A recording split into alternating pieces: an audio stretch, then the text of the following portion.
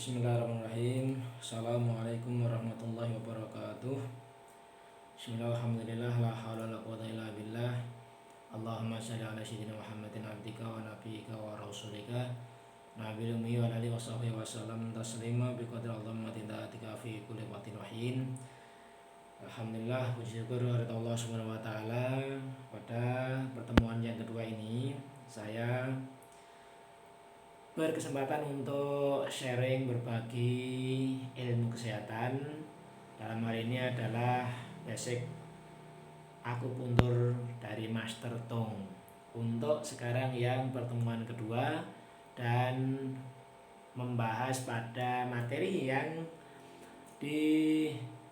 ada di dalam buku seri kedua. Peserta pelatihan yang berbahagia, saya mengawali dari istilah yang kemarin juga sudah saya sampaikan, karena istilah ini memang perlu dipahami bahwa dalam literatur Master Tong Akupuntur ini atau dalam buku yang saya share itu digunakan singkatan-singkatan yang berkaitan dengan jalur saluran atau meridian, dan ini sudah mengacu ke kedokteran barat, artinya ada persamaannya. Misalnya yang pertama adalah istilah LU, meridian LU atau lung, dari ini singkatan dari lung. Ini artinya adalah meridian saluran paru-paru. LI, large intestine, ini adalah untuk usus besar. ST itu dari stomach, itu saluran atau meridian lambung. SP spleen, limpa. HT ini heart, jantung. SI ini adalah small intestine untuk usus kecil. KI kidney atau ginjal. Kemudian UP ini untuk urinary bladder atau kantung kemih. LR itu dari liver, itu adalah saluran atau meridian hati. JB ini adalah gallbladder, kantung empedu. PC perikardium. SC ini Sanjiao. Kemudian REN itu adalah sama dengan CV, conception vessel, ini untuk saluran di dalam.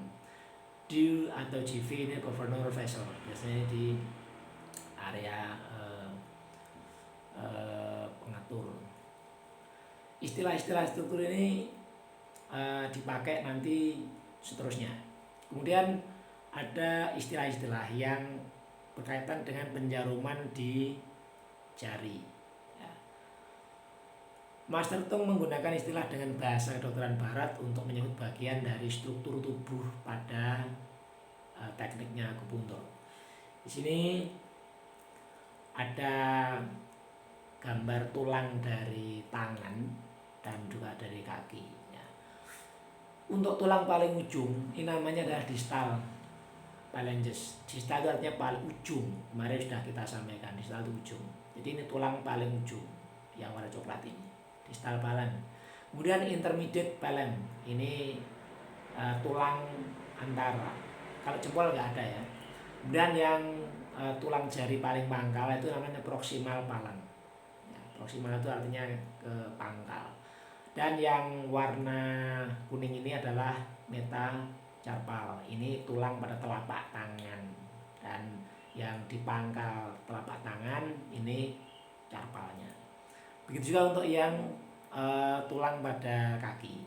Jadi yang paling ujung ini, ya, ini adalah sama. Ini adalah distal phalanx. Jadi sama kan? Ya, distal phalanx. Kemudian ini ada sendi yang warna merah ini. Jadi sendi yang warna merah ini sebelumnya ada sendi warna hijau, sendi dari tulang paling ujung atau distal phalanx ini. Kemudian ada sendinya, ini adalah distal interphalanx joint atau sendi tulang antara tulang paling ujung dengan yang tengah. Kemudian di bawahnya tulang apa namanya nih?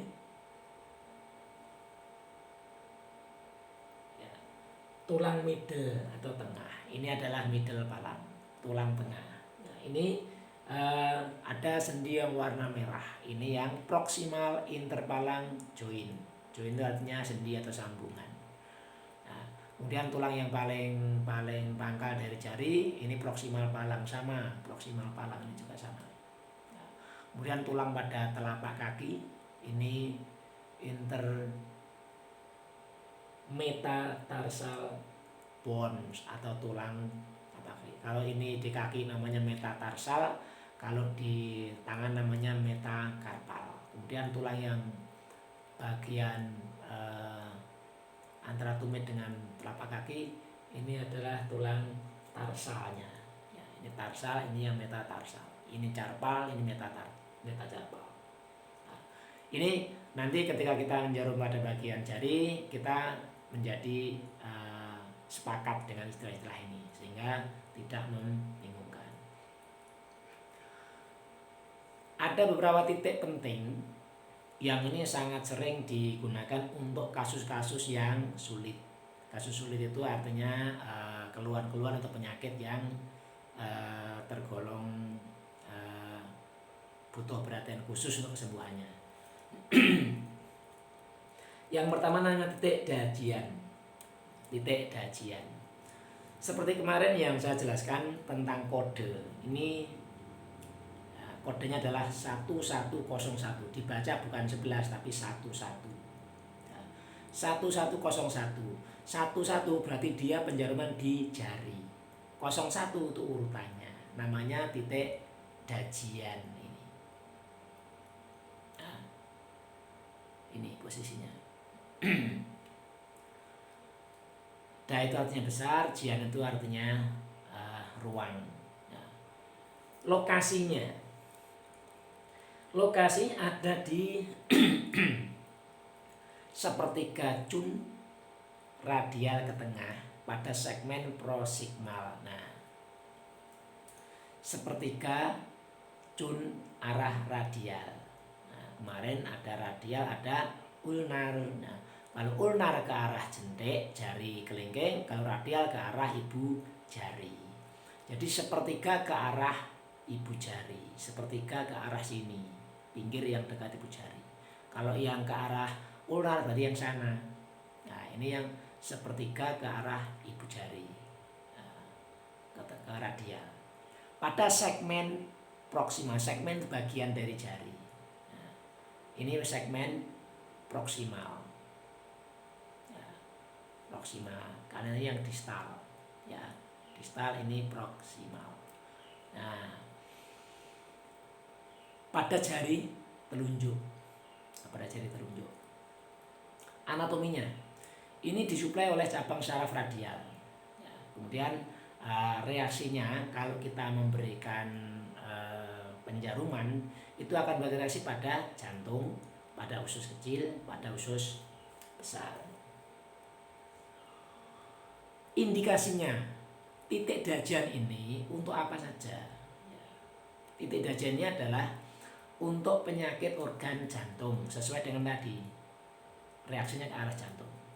Kemudian juga palpitasi jantung ini, sakit jantung berkaitan dengan katupnya. Nyeri lutut, ya, nyeri lutut. C untuk usus kecil, artinya ini termasuk penyakit hernia oblik. Kemudian juga untuk hernia folikular atau mounting key, ini semua jenis hernia. Jadi dajian ini sangat cocok untuk semua jenis keluhan hernia.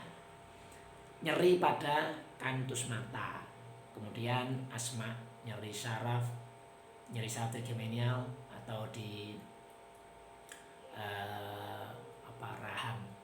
Kemudian gastrik akut atau asam lambung, kembung, gas berlebih di lambung, batuk rejan karena saluran pernafasan. Manipulasinya, gunakan jarum 0,25 cun atau 1/4 cun atau jarum setengah cun boleh, tapi jangan terlalu panjang, misalnya 1 cun, karena apa? Nanti gampang roboh karena terlalu panjang. Kalau makin pendek ini bagus banget ini. Kalau tidak punya 0,25 ya gunakan 0,5 cun. Dan penjaruman ke dalamnya hanya 0,1. Jadi tipis banget. Ya. Oh ya, cun itu adalah istilah ukuran dalam akupunktur namanya cun. Satu cun sama dengan satu lebar jari jempol, ini satu cun. Satu lebarnya ini satu cun. Ya, kalau setengah cun berarti ya satu jentik atau setengah jari jempol. Kalau misalnya 3 cun itu berarti 4 jari rapat. Jadi kalau 4 jari ini dirapatkan, nah, ini 3 cun. 4 jari ini sama dengan 3 cun. Ya, gitu.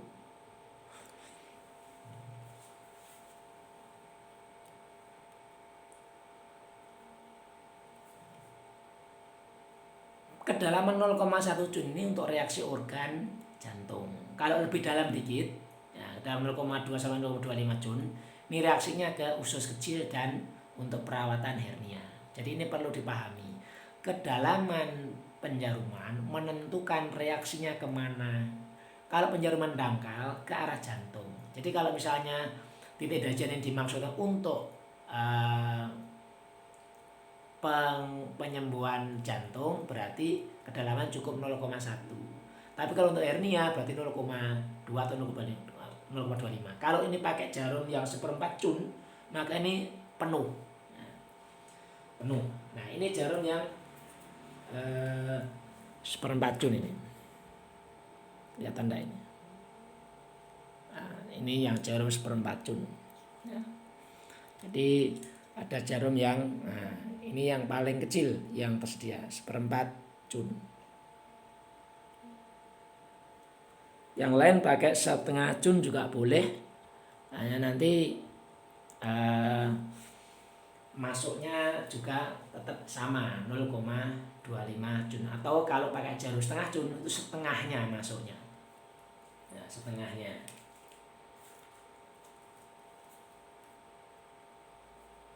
Catatan, untuk mengurangi nyeri, pegang bagian daging pada telunjuk dengan ibu jari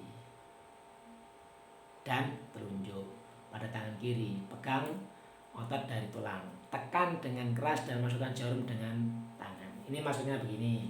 Sekarang kita praktekkan ya. Kita praktekkan untuk dajian, ini. Oke, sekarang kita pindahkan ke sini.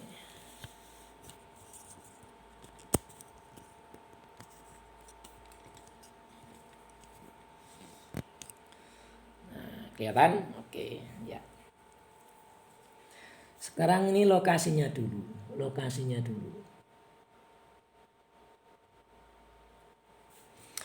Ini tulang bagian dari segmen proksimal ini, jari ini, segmen proksimal.